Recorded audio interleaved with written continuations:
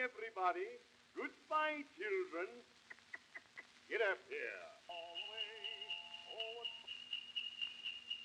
jingle bell, jingle bell, jingle all the way. Oh, what fun it is to ride in Santa's Christmas sleigh. Jingle bell, jingle bell, jingle all the way.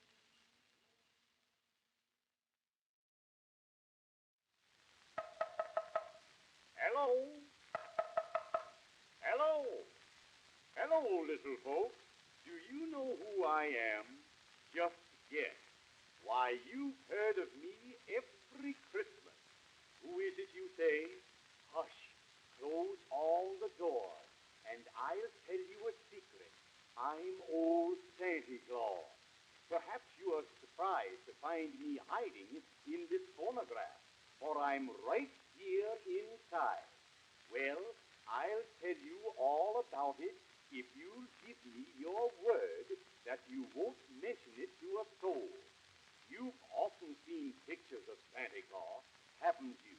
With his great big white whiskers halfway down to the ground, and his ruddy red cheeks, and his jolly old smile. Well, I don't look like that just now, and I'll tell you why. All night long, I've been climbing in and out of chimneys, leaving toys and candy and oh, such wonderful presents for all the little folks. My whiskers are full of soot, and my beautiful red robe with its trimming of white is as black can be. I didn't want you to see me looking like that, so when I heard you coming, I hid in this phonograph. But I must be off now, for I still have a few presents for some little friends of mine. Let me see. Here is a toy steamboat. And a toy calliope. And a little toy piano.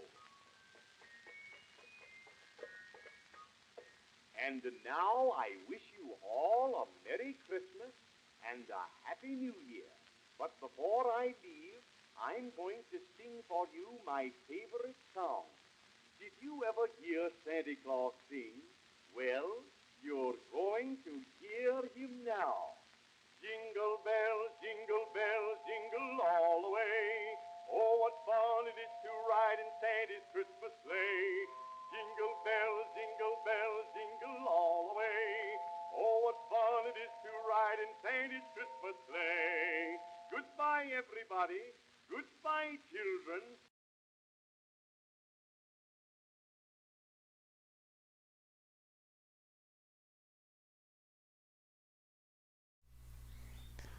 Hello and happy Wednesday, December 22nd. I hope that your winter solstice was beautiful and that it's not too cold where you are and that your Christmas shopping is almost done and that you're getting ready to share some fun and relaxing times with loved ones. And I have a real treat for you this week and also next week as well. So honored and delighted to have been able to interview my friend Glen Heroy. He has been Santa, I think, for about 40 years. I think it's closer to 40. In my podcast, I say he's been Santa for over 30 years, but I believe it's been almost 40. And with the breadth of experience that he's had and the unique perspective that he has for having been Santa for so long, I think it is incredibly wonderful and touching to hear from someone with such a good and golden and noble heart as another year of people being parted from their families or perhaps not being able to gather with the friends and loved ones that we always look forward to seeing this year. I think it's important to hear from people who are carrying so much love with them, like my friend Glen. And I hope that his experiences bring a smile to your face and maybe even a tear of joy to your eye. They did many times. While I was listening to him, my eyes did well up with tears, because I think that the love force, the life energy that Glen has is something that's infectious. And it must be, because he wouldn't be doing the job that he's been doing for this long if it wasn't true. I think Glen is the closest that you can come to meeting the real Santa. I think he really is the real Santa. And the conversation was so wonderful that I couldn't just let it be 1 week long. So it will also continue next Wednesday. He'll tell us next week more about his experiences as Dr. Bovine, an important clown on staff at Memorial Sloan Kettering Hospital. And I think it's such a wonderful conversation, and I couldn't just chop it up and leave it on the cutting room floor. We must have 2 parts. We must. So without further ado, let me say one more thing before I go. On Saturday, on Christmas itself, I will be doing a special spooky story at 8 p.m. Eastern, because in the tradition of the Victorians, the Christmas Eve and Christmas night were the time to tell ghost stories.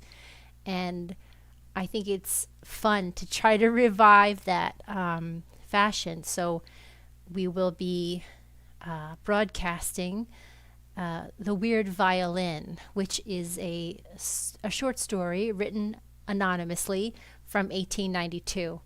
And so I hope that if you are looking for something fun to do with yourself or with your family on Christmas night, that will be available to you. And without further ado, I present to you part 1 of And Glen Heroy as Santa.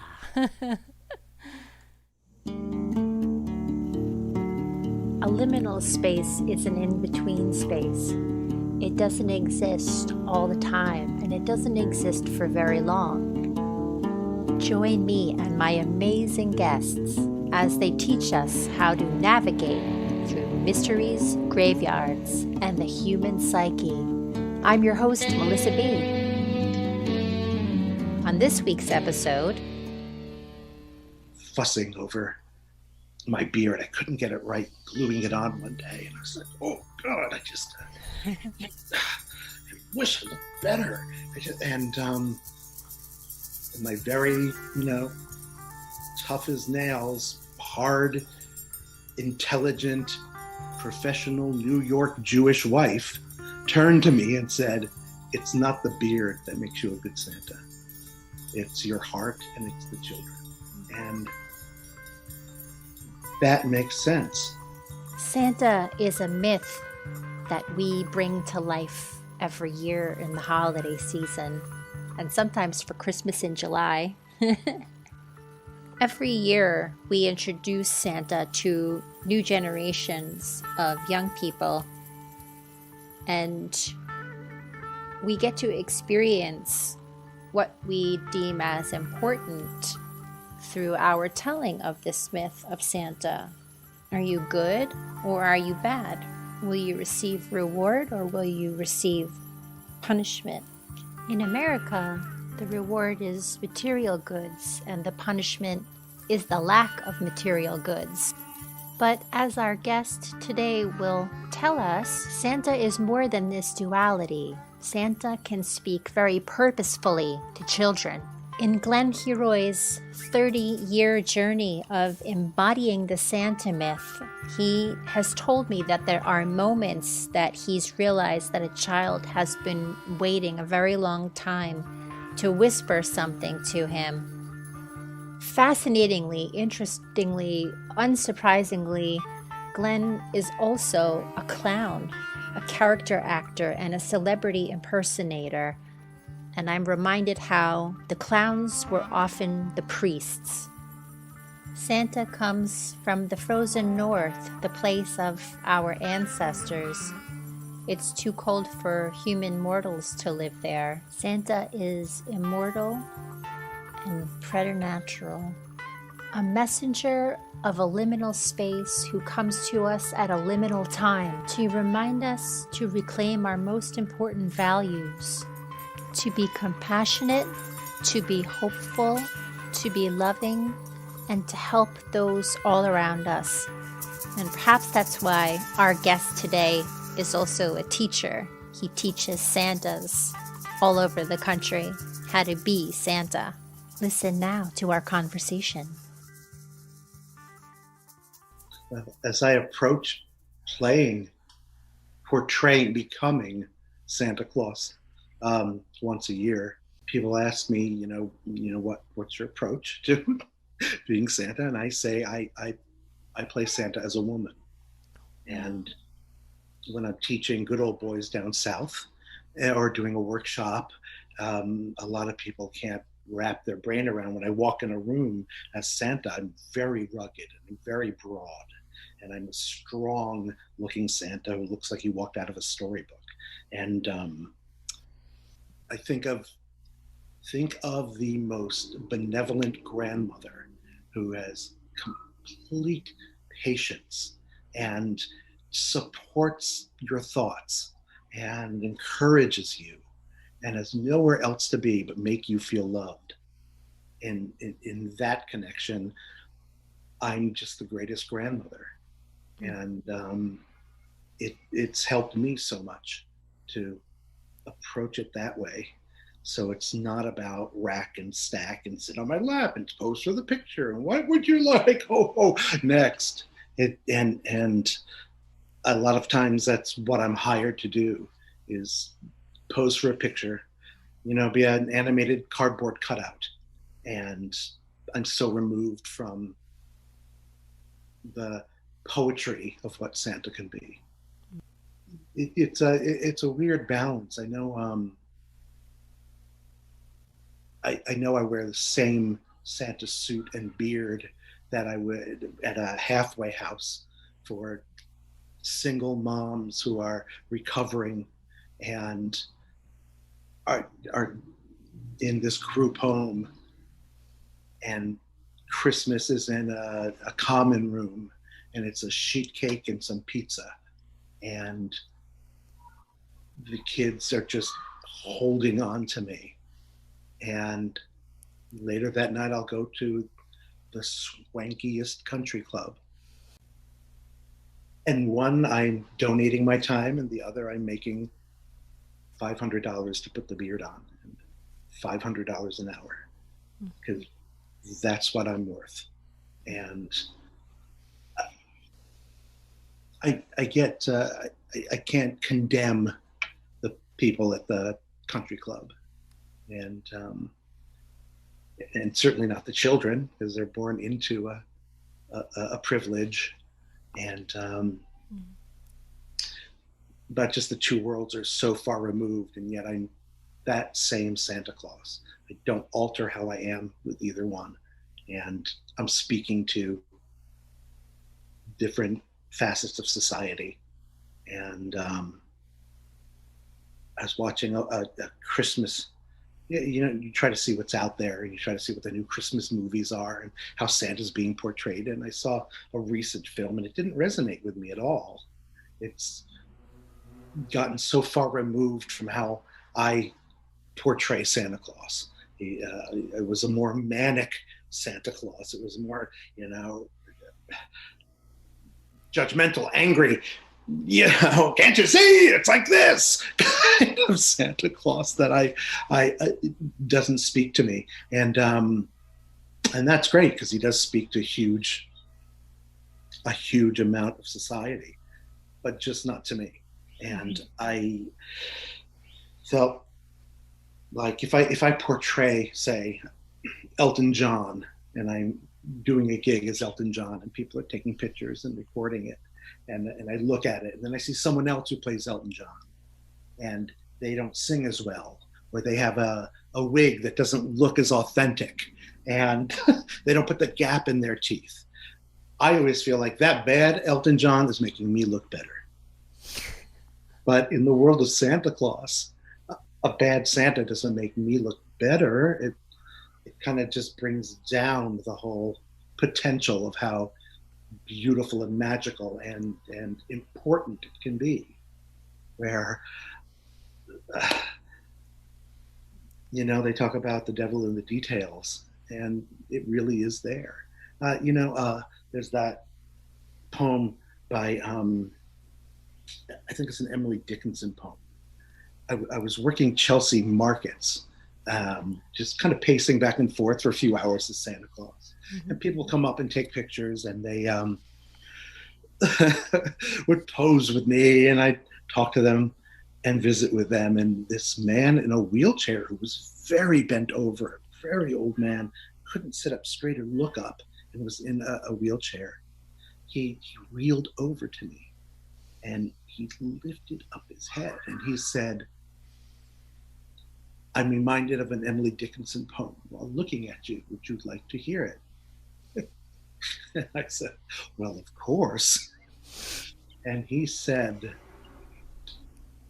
and I might be misquoted because I memorized what he said and attributed it to who he said, but he looked up and he said, "By the power of opposite, to balance odd, if white a red must be." And he said, looking across the room and seeing me interact was a balance, and it was red and white, and made a kind of a perfect whole. And I think about children.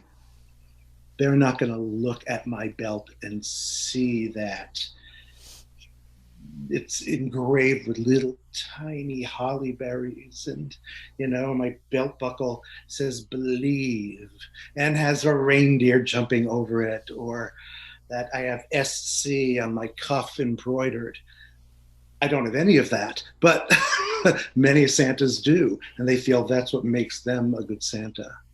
And a child is going to see a figure that they can,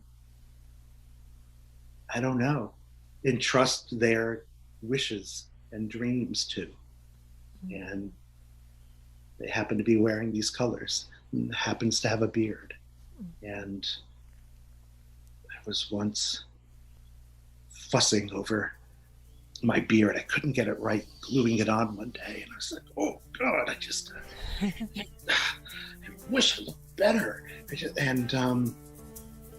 My very, tough as nails, hard, intelligent, professional New York Jewish wife turned to me and said, "It's not the beard that makes you a good Santa. It's your heart, and it's the children." And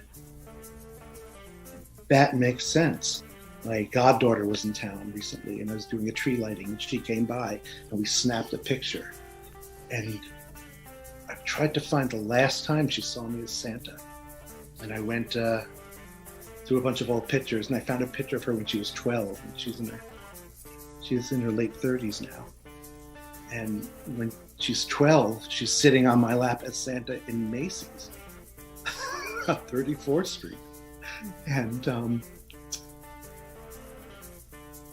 then the picture next to it, I posted them both. So there's that first picture, and the picture next to it has how I look as Santa Claus now with her. We're both glowing and happy. And in that first picture, I look like a young man in his early 20s with a fake beard glued on. And it is a professional, gorgeous yak hair beard, and I'm wearing the patented, trademarked Macy's Santa outfit. And I am just a young boy. And now with my real lines in my face and my broadness that I didn't have back then. I feel like I really embody how he looks in my mind more. But come to Macy's in the early 80s and I'm Santa. And me with not a wrinkle on my face and a fake beard glued on, children are still remembering, I saw the real Santa. And that's really the validation I'm looking for. I do want other Santas to, up how they see themselves as Santa, how try to strive to be the best Santa they can be. But when it comes down to it, the children are seeing those black, white, red, balanced colors, and they're triggering an experience in their brain that is going to be with them as long as they want it.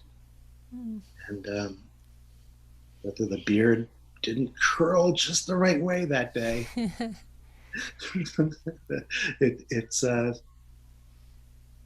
you're still custodian of a child's dreams, and that's a big responsibility.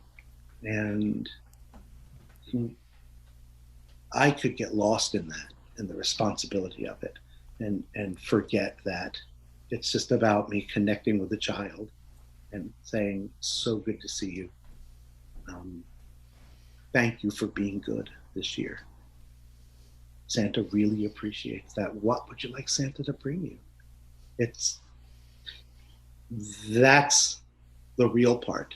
The rest can all be synthetic. Blathered on.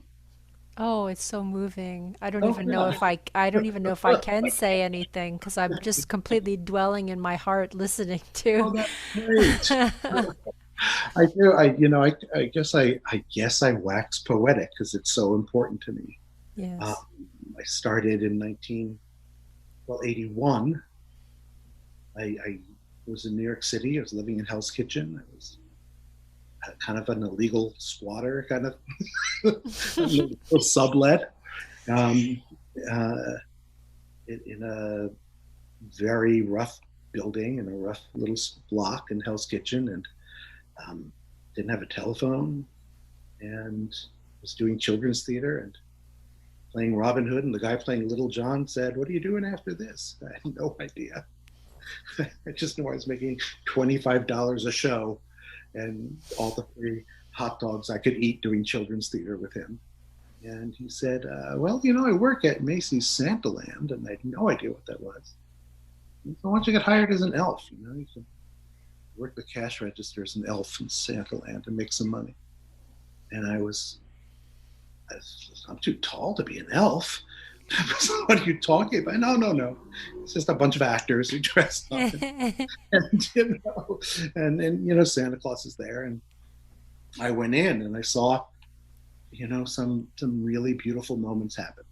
And I thought, well, I could never be Santa Claus. And I weigh 145 pounds and I'm 6 feet tall. It didn't work. But I saw guys my size, almost around, a little older, but around my age. And they were hired to play Santa Claus, and it was all padding and a beard and a mustache and eyebrow toupees and a wig and a hat and bells and a harness. And so really they're just hiring a 3-inch square portion of your face. That's it. The rest is all covered. And I said, let me try that. So 39 years ago, I started playing Santa. Been doing it every year ever since. And you said that there are some milestones, like you're not a real Santa until a child has peed on you, right? We say that in this back at Macy's. I can say Macy's. Back at Macy's in the 80s, it was a real great brotherhood of guys. And we were like, yeah, this is how we feel. It's like, be on you. You're here. You're in. You can say it. And I met so many remarkable people, and a good handful are friends to this day. And it's not easy playing Santa at a department store with the volume of Macy's in the 80s. Mm-hmm. And I mean, Gimbel's was still around when I started. Mm-hmm. And what I liked was the locker room that I changed in was the locker room you can see in Miracle on 34th Street. And the lunchroom where they're having lunch in the Miracle on 34th Street is where I had lunch. And it was just so remarkable that, oh my gosh, that elevator is still there. And so I was like living a dream, and it was a month long, and then it was over. And they're like, well, you can work the Macy's White Sale if you want to, they're hiring temps. And I didn't know what to do when it was over, because I put so much into those few days before Thanksgiving until Christmas Eve, when they shut the door, that it was, well, they talk about that post-show depression I used to get doing community theater as a kid, and like, wow, you have a ready-made, intense family that you are living with in doing a show or a production, and one day it's just gone. Yeah. Before social media, it was gone.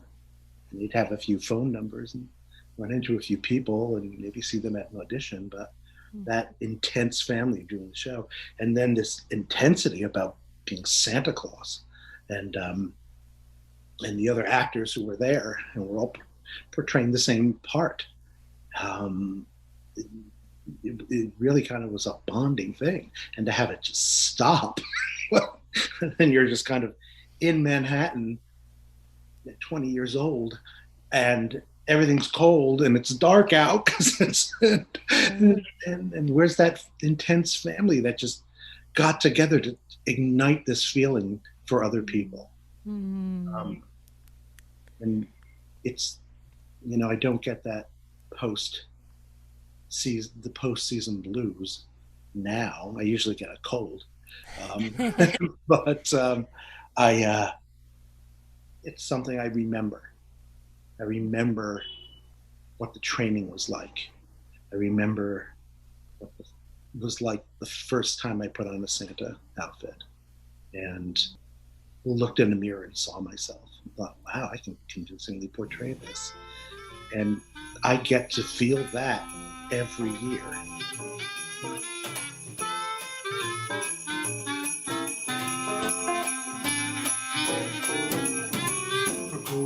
To the Sunset Strip, somebody's gonna make a happy trip tonight while the moon is bright. He's gonna have a bag of crazy toys to give the groanies of the girls and boys some gay. Santa comes on, babe. He'll come a-calling when it snows the most, when all you cats are sleeping warm as toast, and you're gonna flip when you hear old Saint Nick lay a lick on a peppermint stick. You're gonna flying from a higher place, fill all the stockings by the fireplace. So you have a Yule that's cool. Or other people go into the holidays, maybe feeling that twinge of that horrible Christmas, or that feeling of that lost person who's no longer with us. And so much of it is based on memory, that we might be trying to create that same memory for our children or grandchildren, instead of trying to find the reality of what it is right now. I found that during COVID, I thought I would work less but but I worked really intensely in different venues. I Wow. wasn't doing tree lightings with bands and carolers and being driven in a big sleigh and lighting a big tree and giving out candy canes to 1,000 kids. I was showing up at 4:30 in the morning when no one was there and lighting a tree remotely and that kind of, and then it was broadcast later. Mm. And or I would do it at night when no one was around. They'd light the tree and Santa would be there with a big switch, and then it went out on the internet. But I found I was hosting events at hospitals virtually. I was doing commercials. I was working out of a studio in Long Island doing virtual visits and pre-recorded messages. I set up my own studio and would then go there and do my own messages. And it was just, the amount of work was ridiculous. And entering the season, I was thinking, wow, not being able to do that hustle and do the driving and do the going to the stores and worrying about getting the house ready for people and all that added stress that I feel families put on themselves to then experience this magical moment. Damn it, it's going to be magical. Get inside and enjoy this. Right. Like I could, yeah, it's just all that was moved aside into a thing where, wow, we're not around a lot of people that we loved for a long time. And you can kind of get back to, I can Zoom and see you and it's magical because we're connecting and I love you and thank you for being in my life and thank you for making holidays special. You now have an opportunity to sit back and take a breath and appreciate. And whatever the season means for you, and I just felt like it was a good chance to maybe not get back to, but a good chance to take stock of what's around you and breathe in and breathe out the appreciation. And this year, because of my health, I'm unable to, just the situation I'm in now with having heart surgery this year. And I can't do the 35 gigs in a row. I can't be in 2 different states, 3 different states sometimes in the same day. You can't do what I call, and I've said to you, guerrilla Santa, which is, be here, be at that gate, go inside, go through the back door, make everybody feel special, do the thing, get out, get in the car, zip to the next town. I can't do that right now. I can't change in parking garages and boiler rooms and people guest houses anymore. I just don't have the physical ability to do it right now. And I think this season is the one, for the first time in 39 years, I'm actually experiencing what it's like to participate in the season and not just try to keep people buoyant and be present and make sure you're having the greatest time. And it's strange. It is a whole different, it's a different, I don't know, portal opened and things are going in that I would never let in before. I know people talk about, and then the dog died at Christmas. And it's, that's always the worst. Horrible that the dog died. Tragic that it was on Christmas. I have to work that late shift and it made me miss that plane and I wasn't there for Christmas. And it becomes this thing where I never felt that way. I was always like, I'll show up. We can have Christmas on that other day. We can, we can just be together. I can give you a gift at any time. I don't need a gift. I don't celebrate Christmas, but I make sure it is celebrated. And this year is the first year that I could watch a Christmas movie and see a Christmas special, or hear a song and really hear the song And weird little things are making me emotional. I don't know if it's because of my heart surgery. And I was like, yeah, that, when they open your chest and they stop your heart and then hook you up to machines, and the machines do the breathing and they do the thing I need to do. And they open up your heart, they take out a tumor, and then they kind of patch it all back and put you back together. And there's got to be all that opening up of your chest cavity and your heart chamber and the air that's pumped into you, all that opening and breathing, when it had to have let something emotional out. And I did not know how to deal with it. I don't know why I cry now, and I didn't for the last 30 years, but I cry now. It's and going into the season where I'm not just worried about billing and invoices and background checks and, all those things that and insurance and, is the car ready? Does it have gas? Does it need oil?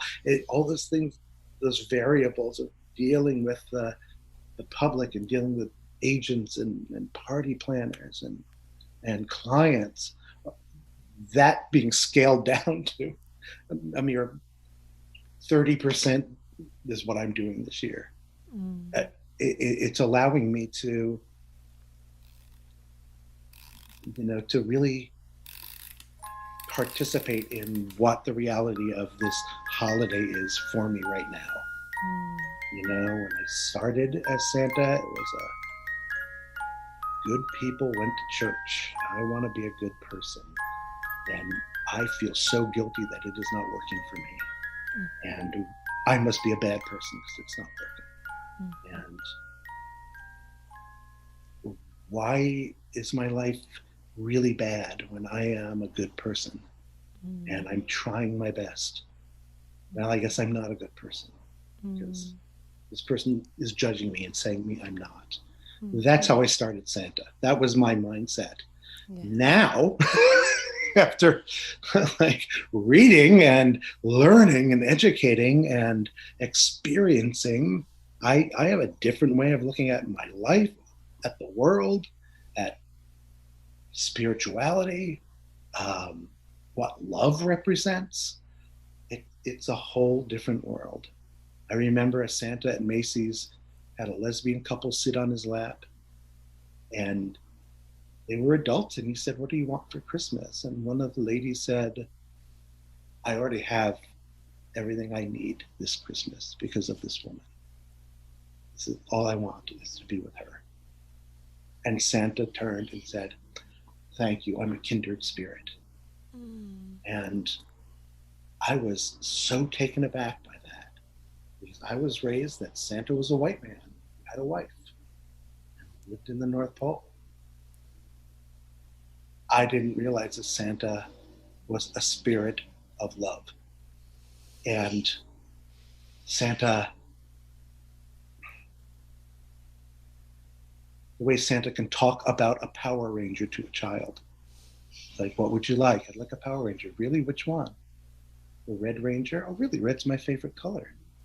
Now is the Red Ranger Tommy? And an entire dialogue starts. I'm speaking that child's language.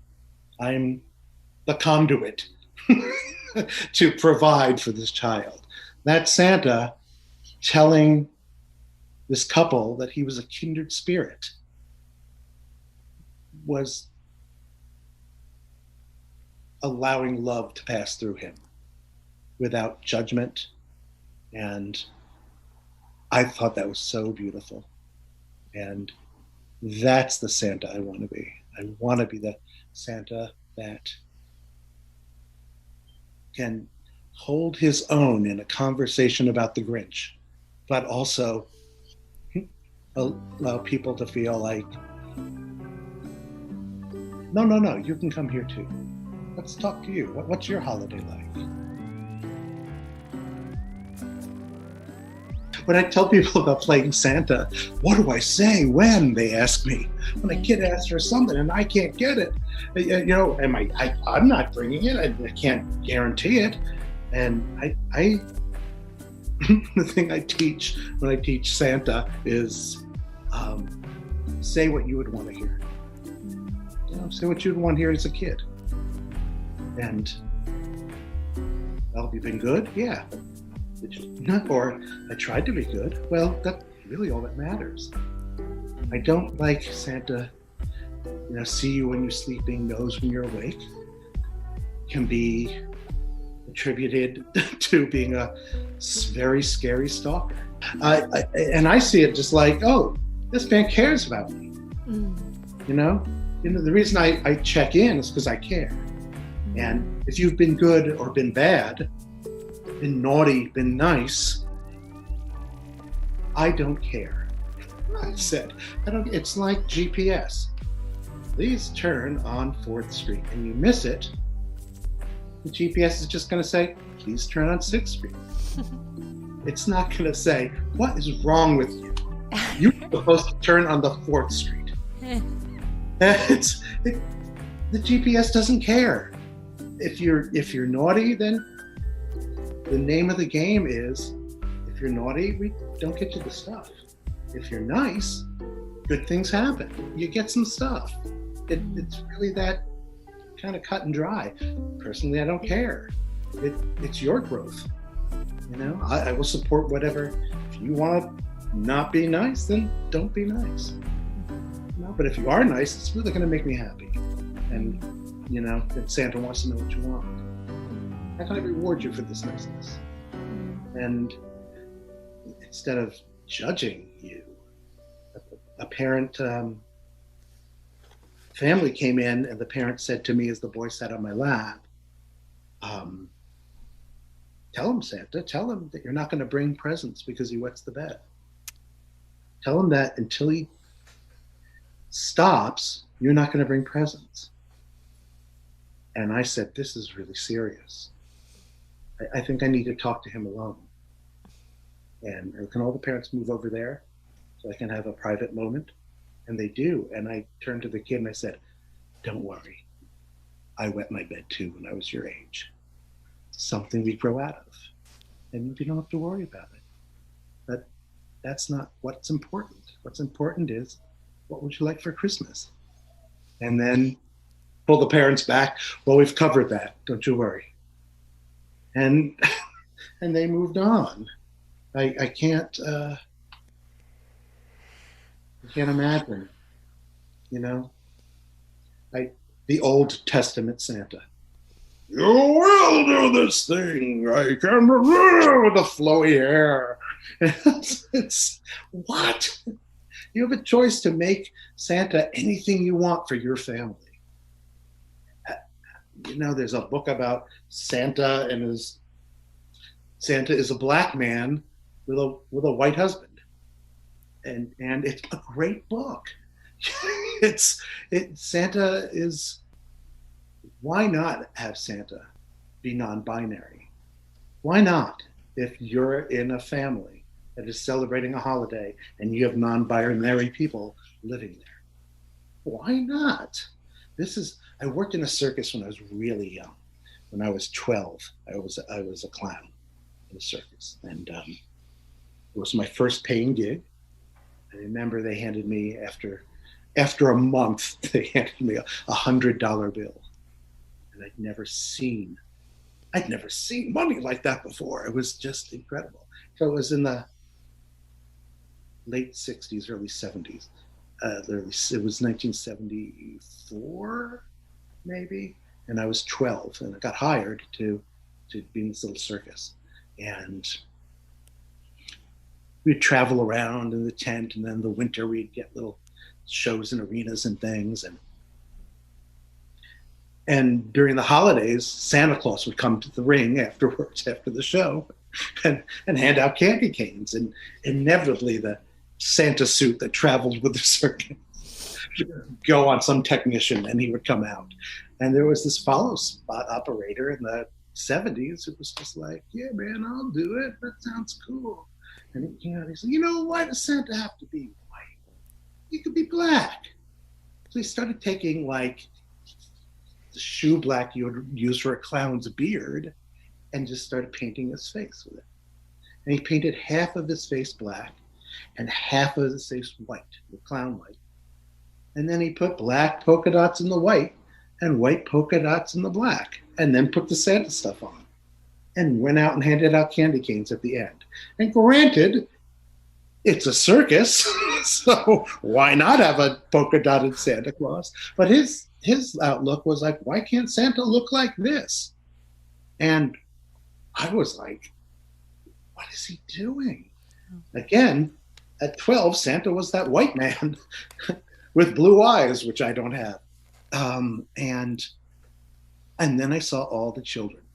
And all they cared about was getting over to Santa and getting a candy cane and hearing ho, ho, ho, and Merry Christmas. And it was just incredible. It was just such a great moment. The kids, they see the colors they want to see. And with Santa, it's black and white and red. It didn't matter what his face was. It's really interesting.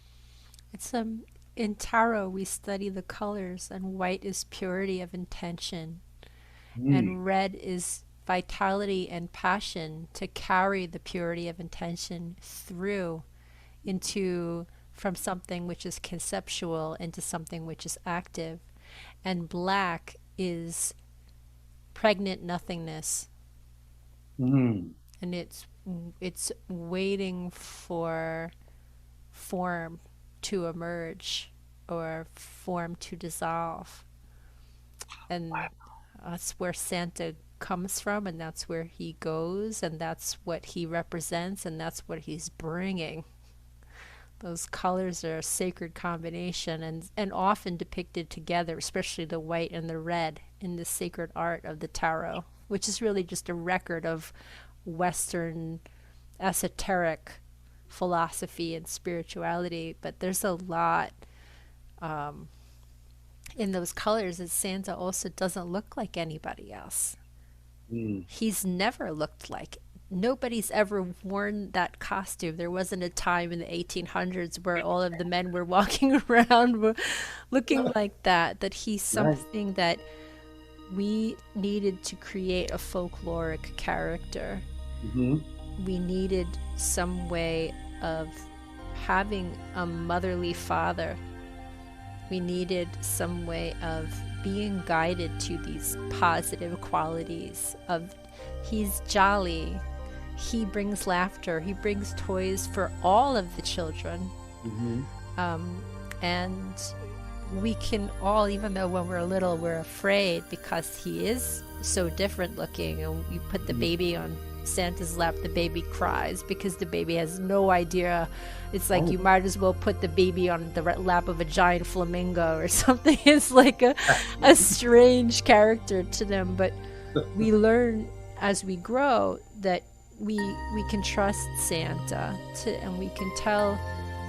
We have this moment with a gentle person who, he knows us because he does watch us all throughout the year, and he has that love. I've always loved Santa. I've always loved Santa. And I remember even as an adult walking through the Palisade Center Mall with my mom one night. It was like very late at night. It might have been a weeknight. There were really no kids there, but Santa was there. And I went over and I said, "Hi, Santa, can I talk to you?" Just, feeling like I'm an adult. Maybe I don't, maybe Santa doesn't have time for me. But my mom and I had the loveliest conversation with Santa. Just a lovely conversation. And I guess it's that openness to all things and to all people that is what is so lovely. That's what is gifted. That's what Santa's gifting to people who really need those words. They really need to be seen. And I was also saying to you, Glenn, that in playing the role of Santa Claus, our Father Christmas, our Santa Claus, that you have a special spirit of Christmas inside you and a special spirit of Santa that's with you and must be protecting you and putting all of these situations, these delicate situations, in your hands, because not only are you divinely protected, but you're divinely guided to be able to be the one who, that little boy's mom and dad, the little boy who was wetting the bed, that he was given. And even if he left there and said, Santa told me that he wet the bed when he was little too, even if the parents said, no, that can't be true, or something, that the little boy at least inside of him has a seed that somebody is understanding, that somebody was gentle. And that's really, I think, a part of why, you know, you're special for taking on this role, because you can do this role. This role wouldn't have been given to you just in a casual way. And I think you being 12 and seeing this man who had half white and half black face with yin yang, like I'm putting a little bit of white in the black and a little bit of black in the white for balance, that Santa can bring balance and Santa can bring equanimity to situations where it's skewed one way or the other, that the fact that you were seeing that is like an early initiation. Right. No? Like where you were being prepared to be open to be the vessel for this very human archetype that exists in this time of year. It doesn't matter if it is a male or a female or non-binary. He's or she or they truly bring the light out of the darkness. And then when the work is done, goes away. Santa is liminal. He only exists at this one time of year, at this special time. Just like the solstice is the time where it's the darkest night of the year, but then starting on the solstice is when the light begins to return. So Santa really comes in to say, I know it's really dark, and it's been getting darker and darker. You know, in like today, our conversation, by 4 o'clock, you were in a completely dark room. I know.